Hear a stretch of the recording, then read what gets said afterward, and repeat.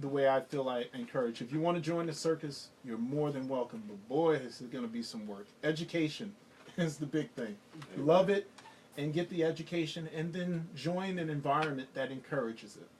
You know what? I really love, and I promote this a lot with kids when I go and speak at different schools. And I tell them it's nothing wrong with being wrong. And I know that, and I let them know that you're going to make some mistakes. Yeah. And if you would, real quick, maybe share with them maybe a mistake that you have made, but you had to get up, right there and dust yourself off and continue to keep going. Oh, man, now I got a whole... Look, I got to go through... That was fun because I want to encourage you. Oh, man. I can tell you a great lesson I learned. Okay, good. And this came from when I was in the Boys Choir of Harlem. And I learned a lesson on being ready and trusting your mentors. And when I joined the Boys Choir of Harlem, I was 11 years old, and I just assumed I was going to go and be a star. And what happened was I was put into the training choir, like everybody is when they first come in. And then there's a concert choir. And from the concert choir, they picked the elite performing choir. Now, these kids were like you. They were regular. They were rambunctious until they hit the stage. They were bad. And the only way you were getting one of those posters was one of them kids suddenly departed or got sick. And I didn't perform for over 18 months when I first got there. I was frustrated. My mother wouldn't let me quit. I kept trying to negotiate. She's like, you're not quitting. You're going to stay. And by chance, I was walking through the halls one day. Now, I just turned 13. Remember, I joined this choir when I was 11. I just turned 13, and I was still have never really performed with them. But I would go to the rehearsals, and so the conductor happened to be walking through the halls, and he said, "Listen, I need you to go home and pack. You need to come to Pittsburgh with us."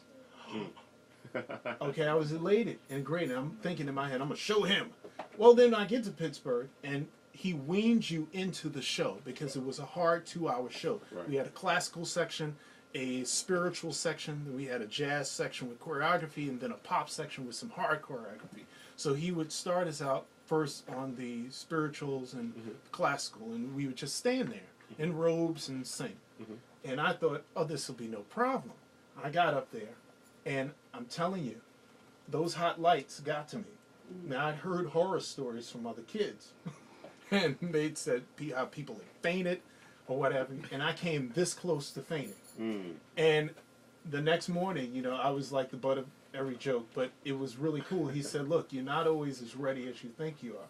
And he said, now you see why we take you through the process. So what I want to encourage you to understand is you're young now, and so you're very impatient about certain things.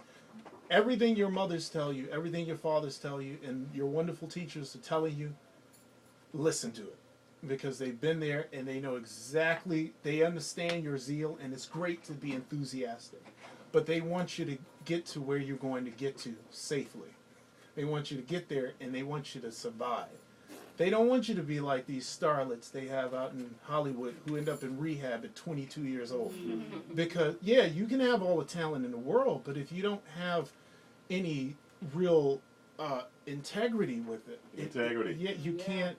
It won't do anything for you. And before you know it, you're wiling out, and you're a broken person with a great talent. So what?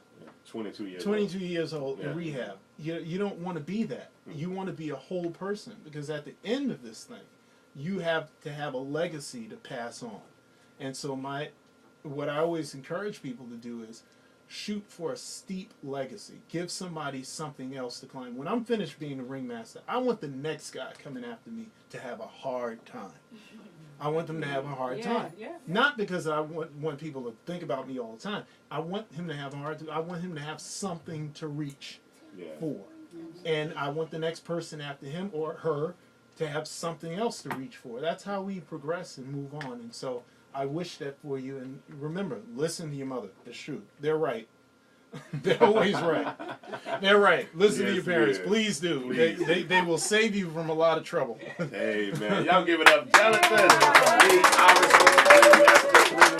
Thank you. you for these questions. This was so good, man. I enjoy. I'm sorry I was underdressed, kids. I really am. All right. Especially Mr. Williams over there. I'm so sorry. That Bro. boy, Sean. We're gonna come back and talk with him in about 4.5 minutes, and